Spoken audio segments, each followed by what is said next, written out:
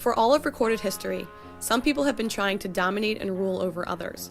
On a small scale, sometimes an individual or a gang can control and extort others through outright violence. But on a larger scale, especially since technology has leveled the playing field when it comes to physical combat, being biggest and strongest is not enough. So modern tyrants gain and maintain power, not just through brute thuggery, but through deception and manipulation. Physical control has been replaced by mind control. An aspiring ruler now needs to persuade his potential subjects that it is in their own best interest that he have power, including power over them. The tyrant must convince his victims that their own subjugation is necessary, moral, and legitimate.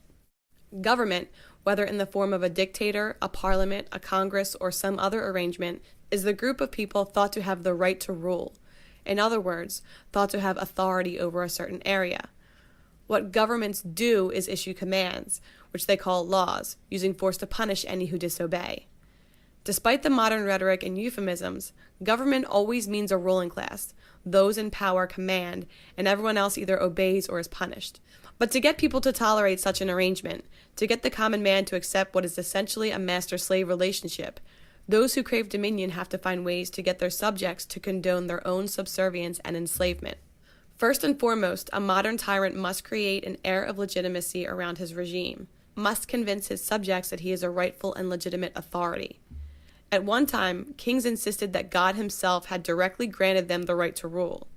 Today, most people scoff at such a claim, while still accepting the more modern excuses for authoritarian domination, which are a lot more involved and complicated, but no more reasonable or rational.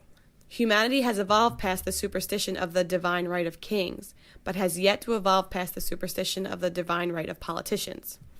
Tyrants today have to work harder to deceive the people into accepting the status of obedient subjects, but they still manage to do so most of the time, using a few basic methods of deception, manipulation, and propaganda. In many countries, including the United States, Soviet Russia, and Communist China, ruling classes have claimed the right to dominate the people based upon constitutions and elections.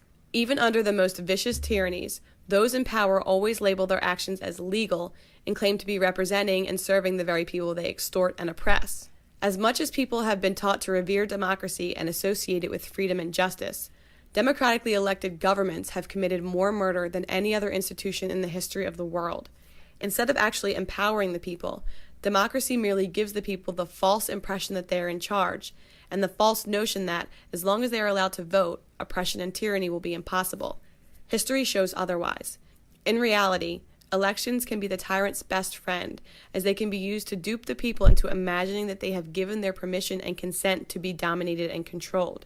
At best, the people are given the choice of who will rule them, but true freedom, being ruled by no one, is never one of the choices in any political election. Even when their ballot choices are selected by the ruling class itself, allowing people to vote can deflect and diffuse their anger and resentment, tricking them into focusing their time and energy on pointless rituals which never achieve freedom, so they don't start disobeying or resisting instead.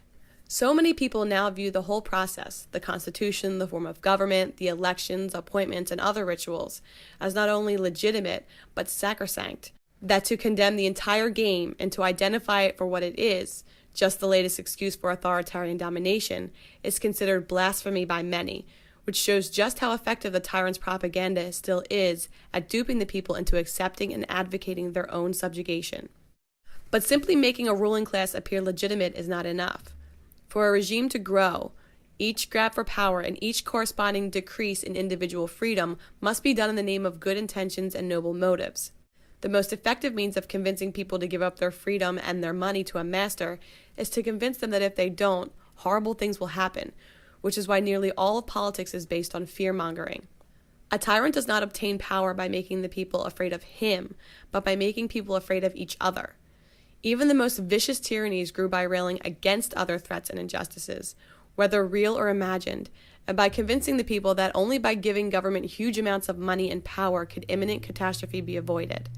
And those who seek power not only exploit and exaggerate real problems, but often terrorize the people with make-believe dangers, or intentionally cause problems themselves, just to have an excuse to increase their own power.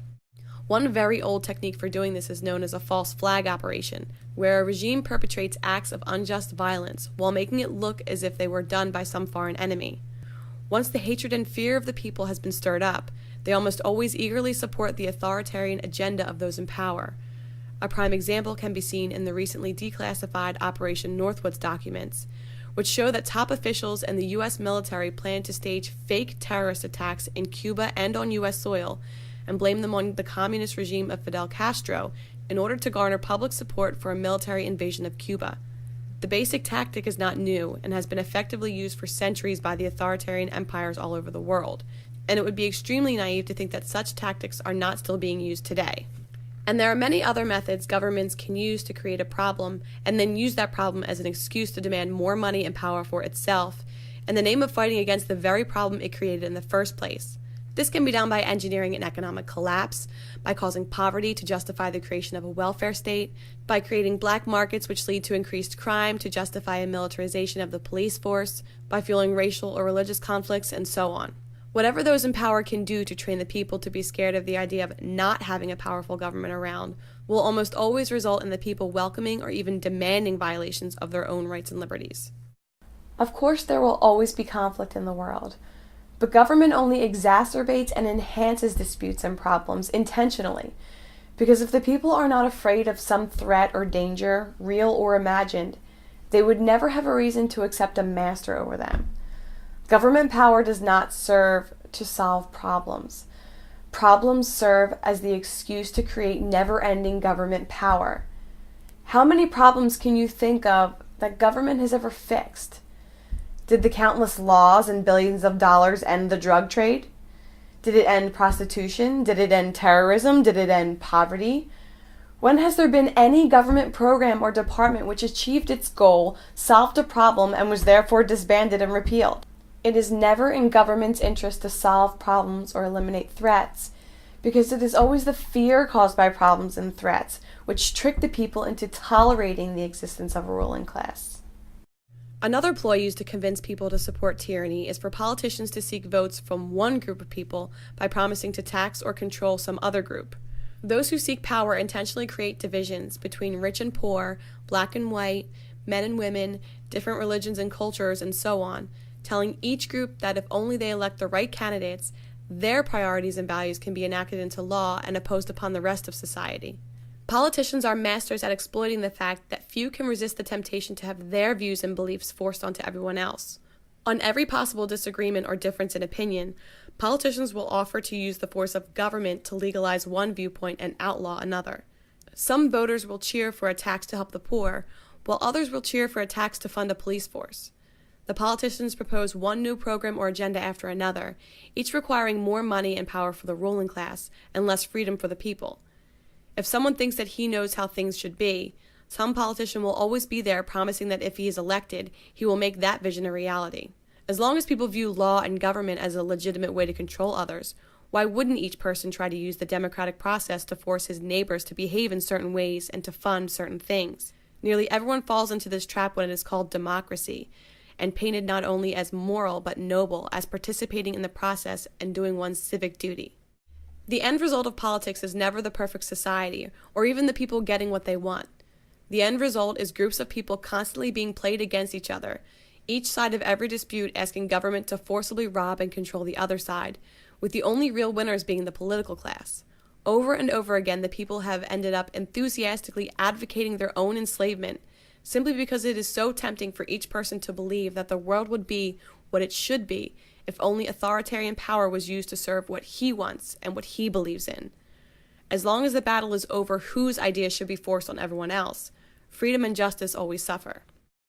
If the other deceptions fail, the fallback argument of those who seek power is that someone has to be in charge, that there will always be someone at the top, and that the only real question is who it should be. When the people accept this lie and assume that government is just an unavoidable fact of life, they will always end up legitimizing a system of domination by petitioning and voting, instead of actually trying to achieve freedom or even knowing what real freedom would look like. Democracy often devolves from being a question of what people actually want and support to an argument over which political party is less corrupt and destructive than the others. As much as people may lament negative campaigning and mudslinging, it works, precisely because those who crave power really have no positive vision to offer, so their only recourse is to paint the other politicians as being even worse. Many people view their vote not as some empowering positive thing, but as an act of self-defense and an attempt to keep the even worse crook out of power. Whoever you last voted for, did you fully trust and support them, or did you just distrust them less than the other person? Distrusted less. Okay. Definitely. Distrusted them less than the other person. I think I mostly trusted him. Mostly. You mostly trusted him? Not all the way, but like by a large amount more than the other one. Distrusted them less than the other person. I guess distrust more than the other, but I think I mistrusted him less than the other person. I agree. I voted against somebody to vote for the one I voted for. Yes. Okay. Not voted for him, I voted against the other person. I guess it was more like a lesser of two evils sort of deal for me.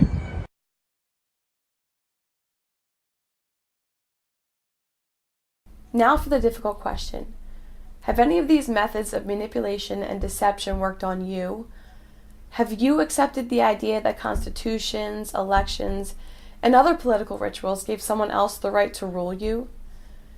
Do you view violent aggression as legitimate and righteous when it's called law enforcement? Do you feel a moral obligation to obey whatever commands those in power decide to enact as law? Do you view anyone who disobeys any of these politicians' decrees or refuses to pay tribute to them as being a criminal deserving of punishment? Have you ever willingly sacrificed and surrendered your freedom and the freedom of others based on some politician's promise that if you will only give him control, he will use his power to protect the people from some horrible danger? Have you ever fallen for the temptation to vote for some candidate or political party that promised to use government to force your values and opinions onto others? Or promised to coerce others into funding whatever programs and agendas you think are important? Or maybe you're just resigned to the idea that someone has to be in charge. The government is inevitable, that the political system we have may not be perfect, but is the best we can hope for. So you continue to play the game, vote for the lesser of two evils, and passively and obediently accept the outcome. For millennia, well-intentioned people have been trying to achieve peace and justice through the political process, trying to vote their way to utopia, hoping that if only we had the right form of government, the right set of laws, the right checks and balances, the right people in charge, that society could be what it should be. But to one degree or another, the end result of politics has always been a ruling elite made rich and powerful at the expense of the prosperity and freedom of the people. Tyrants do not create their own power out of thin air. They trick the people into giving it to them. As long as people continue to make the same assumptions, fall for the same deceptions, keep playing the same games, and keep looking for a political solution, they will get the same results. But when people stop falling for the tricks, stop fueling oppression with their money and their obedience, then, and only then, will the cycle of tyranny and oppression end.